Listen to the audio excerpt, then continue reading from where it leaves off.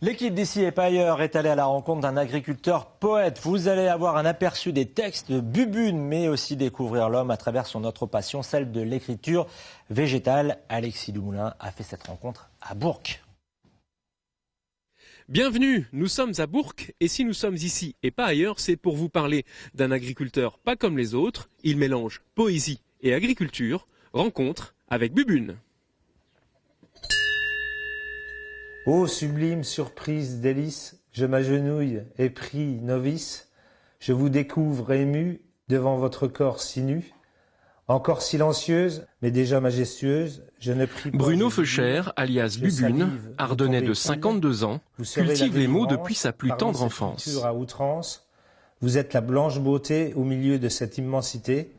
Dans cette morne plaine, champenoise, vous êtes aubaine, déployez toute votre envergure, avec grâce et sans démesure. Quant à l'inspiration, elle se manifeste dans des lieux plutôt insolites. Vos pales tourneront au gré des halles, nous danserons la farandole. La plupart du temps, ce serait presque dans le tracteur dans ma tête, parce que il y a des travaux où on fait que tourner en rond dans le champ, donc pour moi c'est pas très contraignant et on a le temps de penser. Et pour écrire, il faut d'abord penser. Ensuite, les lieux de convivialité, donc les bistrots ou petits restos par excellence, ils sont très propices à l'écriture. On est plus inspiré, je pense, dans un bistrot que dans une église, par exemple.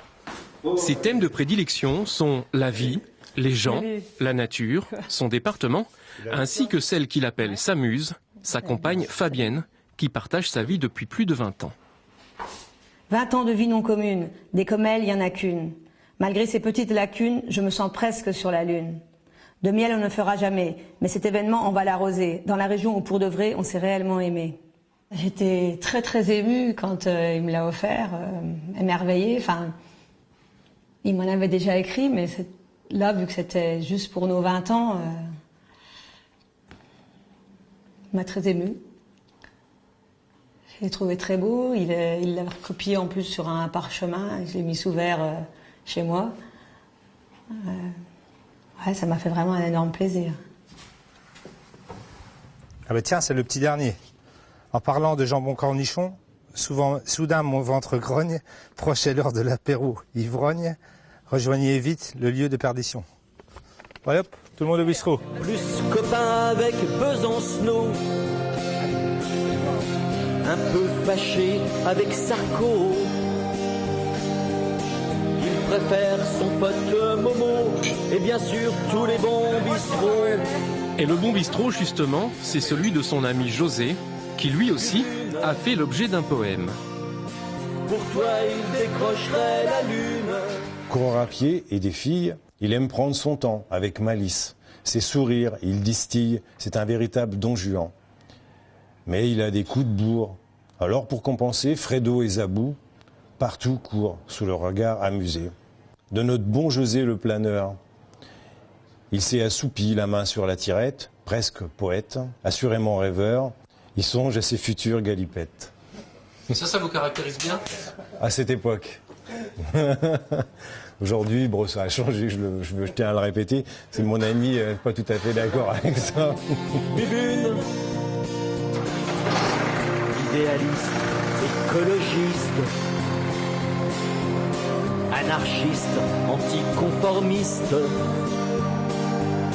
surtout anti-con tout court. Mais qu'est-ce qu'il y en a qui nous entourent ?